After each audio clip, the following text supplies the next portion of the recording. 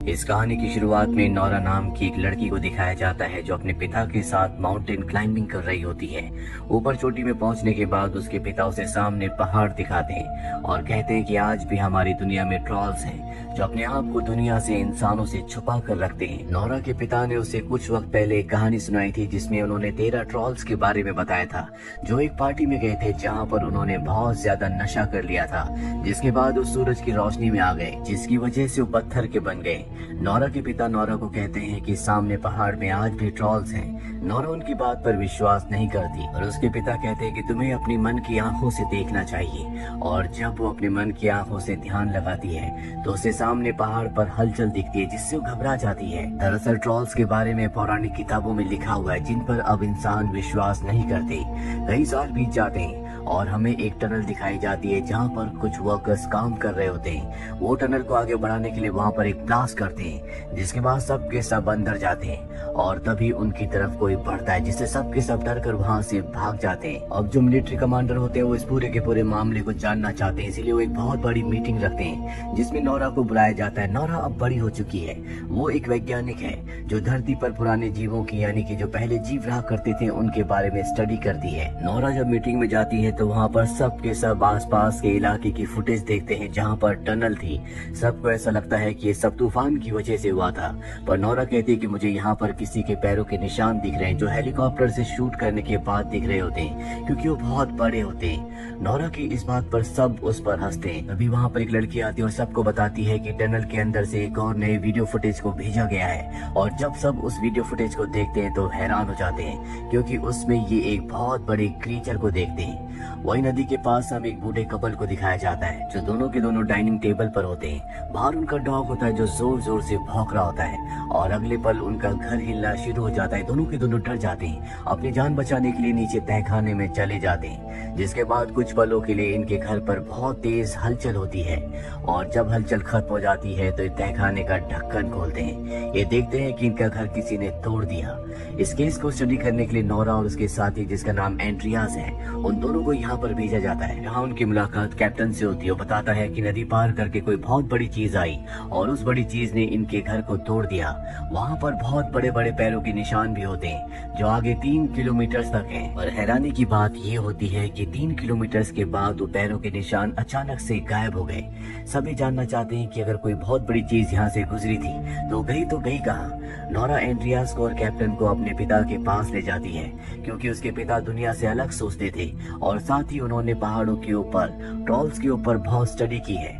नौरा जब अपने पिता के घर जाती है तो देखती है कि आज भी उनके घर पर बहुत सारी ट्रॉल्स की फोटोज होती है जिन पर दुनिया विश्वास नहीं करती। नौरा के पिता नौरा और उसके दोनों साथियों को बताते हैं कि आज से कई साल पहले पहाड़ों से कोई चीज निकली थी जिसके बाद वो अचानक से गायब हो गई। गवर्नमेंट को इस बारे में पता था लेकिन उन्होंने दुनिया से इस बात को छुपाया। नौरा अपने पिता को बताती है कि आज भी पहाड़ों से कोई चीज निकली है और अब उसके पिता को पूरा यकीन हो चुका है कि वो चीज ट्रॉल के अलावा कुछ नहीं हो सकती। वो नौरा और उसके साथियों को बताते हैं कि हजारों साल पहले ट्रॉल्स इस दुनिया में खुलेआम रहा करते थे। जो भी इंसान उनसे बात करने की या संबंध रखने की कोशिश करता था उसे सजा दी जाती थी। और अब नौरा अपने पिता एंड्रियास और कैप्टन के साथ उस जगह पहुंच जाती है जहां पर पैरों के निशान थे। यहाँ पर नौरा के पिता पहाड़ों को पत्थरों को बहुत ध्यान से देख रहे होते हैं जिस पर एंड्रियास और कैप्टन उसके पिता को पागल समझते हैं। दरअसल पूरी दुनिया उसके पिता को पागल ही समझती है क्योंकि वो ट्रॉल्स की बातें करते हैं जो दुनिया के लिए एक कहानी है। नौरा भी अपने पिता की बातों पर विश्वास नहीं करती।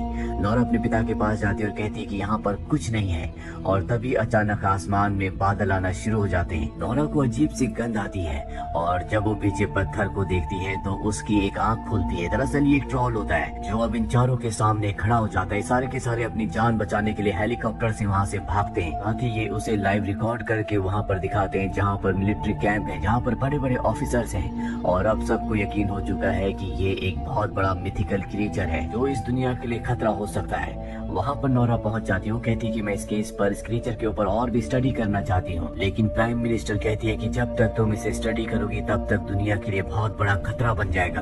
तुम्हारा काम खत्म हो चुका है और अब मिलिट्री अपना काम करेगी, यानी कि ये उस ट्रोल को मारना चाहते हैं। यहाँ पर कैप्टन अपनी टीम के साथ वहाँ पर जाने की तैयारी कर रहा होता है। नौरा कहती कि हम भी तुम्हारे साथ जाना चाहते हैं। हालांकि कैप्टन को इस बात की इजाजत नहीं होती, लेकिन फिर भी वो नौरा को, उसके पिता को और एंड्रियास को अपने साथ ले जाता है। ये उस जगह घात लगाकर बैठ जाते हैं, जहाँ पर अब कुछ ही पलों में ट्रॉल आने वाला है और अगले पल इनके सामने विशाल ट्रॉल होता है। इसके ऊपर कई हमले किए जाते हैं, जिससे ट्रॉल को बहुत गुस्सा आ जाता है। वो इनके ऊपर हमला करना शुरू कर देता है, जिससे काफी सारे सोल्जर्स मारे जाते हैं और अब सब अपनी जान बचाने के लिए भागने लगते हैं। लेकिन तभी नोरा के पिता ट्रॉल के सामने आ जाते हैं। वो उससे कहते हैं कि तुम शांत हो जाओ, तुम पर कोई भी हमला नहीं करेगा। ये सुनने के बाद ट्रॉल शांत हो जाता है। दरअसल वो इंसानों की भाषा को समझता है और अब इससे पहले कि नोरा के पिता कुछ और कहते, वहाँ से कुछ सोल्जर उसके ऊपर एक बार फिर से हमला कर देते हैं, जिससे वो उनके टैंक को अपने पैरों के तले कुचल देता है और साथ ही वो नोरा के पिता के ऊपर भी हमला करता है, जिससे नोरा के पिता दूर जाकर गिरते हैं। ट्रॉल को देखकर लगता है कि उसकी आंखों में, उसके मन में दुख है। ट्रॉल वहाँ से चला जाता है। नोरा अपने पिता के पास जाती है। उसके पिता अपनी जिंदगी की आखिरी सांसें ले रहे होते हैं। मरने से पहले वो अपनी बेटी को कहते हैं रॉयल पैलेस और घर। इसके बाद उनकी मृत्यु हो जाती है। नोरा अपने पिता की मृत्यु से टूट जाती है। बचपन में उसकी मॉम की मृत्यु हो गई थी और अब उसका इस दुनिया में कोई भी नहीं है। उसके पिता के पास बहुत सारे नोट्स होते हैं जो कि ट्रॉल्स के ऊपर होते हैं और जब नोरा उन्हें स्टडी करती है तो उसे पता चलता है कि ट्रॉल्स को चर्च की घंटियां बिल्कुल पसंद नहीं थी, इसीलिए चर्च के ऊपर पहले हमला किया करते थे। नोरा कमांडर से बात करती है और कहती है कि हमें उस ट्रोल के ऊपर बमबारी करने की जरूरत नहीं है, मेरे पास एक दूसरा आइडिया है जिससे हम उसे काबू में कर सकते हैं। नोरा को मौका दे दिया जाता है, जिसके बाद वो हेलीकॉप्टर्स पर चर्च की घंटियां लगाती है। तो हेलीकॉप्टर्स ट्रॉल के चारों तरफ घुमाए जाते हैं। घंटियों की आवाज से बेकाबू होना शुरू हो जाता है। वो हेलीकॉप्टर्स के ऊपर हमला कर देता है और इस हमले में एक बच्चे की जान जाने वाली होती है। लेकिन हैरानी की बात यह होती है कि ट्रॉल उस बच्चे को बचा लेता है। पूरी दुनिया देखकर हैरान होती है और तभी ट्रॉल उस हेलीकॉप्टर को देखता है जिसके अंदर नोरा होती है। वो उसे देखकर वहाँ से चला जाता है। क्योंकि अब नोरा अपने काम में फेल हो चुकी है, इसीलिए उसे इस प्रोजेक्ट से, इस मिशन से निकाल दिया जाता है और तय किया जाता है कि उस ट्रॉल के ऊपर बड़ी बड़ी मिसाइल्स फेंकी जाएंगी, जिस वजह से पूरे शहर को खाली करवाया जाता है। नोरा को कुछ समझ नहीं आता कि उसे क्या करना चाहिए। तभी उसे अपने पिता के आखिरी शब्द याद आते हैं जिसमें उन्होंने कहा था रॉयल पैलेस। वो समझ जाती है कि हो न हो ट्रॉल वहीं जाएगा, इसीलिए वो अपने साथी एंड्रियास के साथ किंग पैलेस पहुंच जाती है, जहां पर उसे किंग का चीफ मिनिस्टर मिलता है। वो बताती है कि हो सकता है कि ट्रॉल यहाँ पर हमला करे और अगर वो ऐसा करता है तो इसकी कोई ना कोई बड़ी वजह होगी। चीफ मिनिस्टर बताता है कि पौराणिक किताबों में लिखा हुआ है कि अगर किसी राजा का घर दूसरे राजा के घर के ऊपर बनाया जाए तो बहुत शुभ होता है। और यहाँ पर जहाँ पर किंग पैलेस है, पहले यहाँ पर ट्रॉल्स का घर हुआ करता था जो इन पहाड़ों के राजा थे, लेकिन यहाँ के राजा ने उन सब को मरवा दिया ताकि उनके घर पर अपने महल को बनाया जा सके। लेकिन एक ट्रॉल के बच्चे को जिंदा छोड़ दिया गया, जिसे यहाँ से बहुत दूर पहाड़ों में अंधेरों में भेज दिया गया। और अब जो ट्रॉल वापस लौट कर आया है, शायद ये वही बच्चा है जो कई 100 सालों के बाद नींद से जागा है और अब वो अपने घर वापस आना चाहता है। इसके बाद चीफ मिनिस्टर इन सब को एक खुफिया जगह ले जाता है जहाँ पर बहुत बड़े बड़े स्केलेटन्स होते हैं और ये उन्हीं ट्रॉल्स के होते हैं जिन्हें कई 100 साल पहले मार दिया गया था। यानी कि जो रॉयल फैमिली थी उन्हें इन ट्रॉल्स की सच्चाई के बारे में पता था, लेकिन हमेशा उनकी सच्चाई को दुनिया से छुपा कर रखा गया। अब नोरा यहाँ पर एक कंकाल के ऊपर, एक हड्डी के ऊपर यूवी टॉर्च की रोशनी डालती है और तभी वो हिस्सा पत्थर का बन जाता है। उसे बचपन की वो कहानी याद आती है जो उसके पिता ने सुनाई थी, जिसमें 13 ट्रॉल्स थे जो सूरज की रोशनी में बाहर आ गए थे, जिसके बाद वो पत्थर के बन गए। अब उसे पता है कि ट्रॉल को कैसे हराना है, इसीलिए कैप्टन को कॉल करती है और बताती है कि मुझे पता चल चुका है कि हम ट्रॉल को कैसे हरा सकते हैं। हमें एक बहुत बड़े यूवी लाइट के सिस्टम का अरेंजमेंट करना होगा, साथ ही ट्रॉल को खुले में लाना होगा। दरअसल कोई भी नहीं चाहता कि मिसाइल्स का इस्तेमाल किया जाए क्योंकि इससे बहुत बड़ी तबाही होगी। नोरा ट्रॉल को अपनी तरफ अट्रैक्ट करने के लिए अपने साथियों के साथ गाड़ी में एक ट्रॉल के स्केलेटन को बांध देती है, जिससे ट्रॉल अट्रैक्ट होकर उनकी गाड़ी का पीछा करने लगता है। लेकिन जब वो अपनी गाड़ी को रोकती है तो वो स्केलेटन नीचे गिर जाता है, जिसे ट्रॉल उठाता है और उसे देखकर वो बहुत ज्यादा इमोशनल हो जाता है क्योंकि ट्रॉल का इस दुनिया में कोई भी नहीं बचा। तभी उसके हाथ से वो स्केलेटन गिर जाता है, जिससे वो चकनाचूर हो जाता है। ट्रॉल को अब गुस्सा आ चुका है, वो नोरा की गाड़ी का पीछा करने लगता है। नोरा भी अपनी जान बचाने के लिए तेजी से गाड़ी को चलाती है। वहीं अब वो पल भी आ चुका है जब ट्रॉल के ऊपर मिसाइल से हमला करना है। नोरा का जो साथी एंड्रियास है, उसकी दोस्त उसी डिपार्टमेंट में है जहाँ से मिसाइल्स को लॉन्च किया जाना है और वो अपनी दोस्त से कहता है कि तुम्हें पूरे सिस्टम को हैक करके जैम करना होगा। उसकी दोस्त वैसा ही करती है और जब मिसाइल्स का बटन दबाया जाता है तो वो एक्टिवेट नहीं होती। नोरा को दिखाया जाता है जो एंड्रियास के साथ गाड़ी में ट्रॉल से भाग रही होती है, लेकिन अब ये उस जगह पहुंच चुके हैं जहां पर कैप्टन बहुत सारी गाड़ियों पहाड़ियों में यूवी लाइट मशीन्स के साथ ट्रॉल का इंतजार कर रहा है। ट्रॉल इनकी गाड़ी पर हमला करता है, लेकिन नोरा और एंड्रियास गाड़ी से कूदकर अपनी जान बचा लेते हैं। वहीं मिलिट्री ऑफिसर्स को पता चल जाता है कि यहाँ पर एंड्रियास की दोस्त है जिसने सिस्टम को हैक किया है।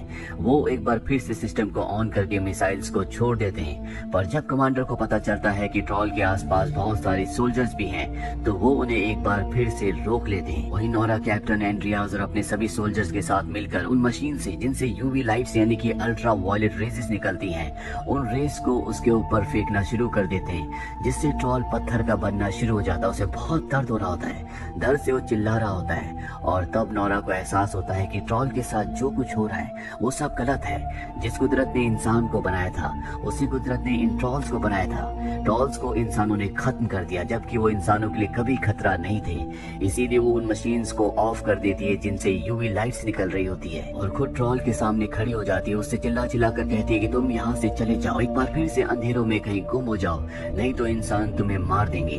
ट्रॉल उसकी बात समझ रहा होता है, पर इससे पहले कि वो ऐसा करता, सूरज निकलना शुरू हो जाता है, जिससे उसकी जो रेज होती है, जो अल्ट्रा वायलेट रेज हैं, जो कि उनके लिए बहुत ही हानिकारक है, वो उस पर पड़ती है। ट्रॉल पत्थर का बनकर वहीं पर गिर जाता है, और इस तरह से ट्रॉल का खात्मा हो जाता है।